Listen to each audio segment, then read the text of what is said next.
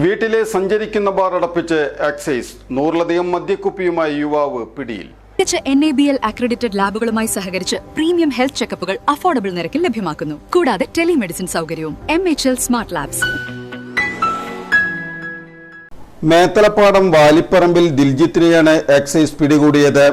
കൊടുങ്ങല്ലൂർ റേഞ്ചിലെ excise inspector പ്രദീപിനും IB വിഭാഗത്തിലെ അസിസ്റ്റന്റ് എക്സൈസ് ഇൻസ്പെക്ടർ PV ബെന്നിക്കും ലഭിച്ച രഹസ്യവിവരത്തിന്റെ അടിസ്ഥാനത്തിൽ നടത്തിയ പരിശോധനയിൽ ആവശ്യക്കാർക്ക് വിതരണം ചെയ്യുന്നതിന് വേണ്ടി വീട്ടിൽ സൂക്ഷിച്ച 103 കുപ്പി വിദേശമദ്യം എക്സൈസ് പിടികൂടി.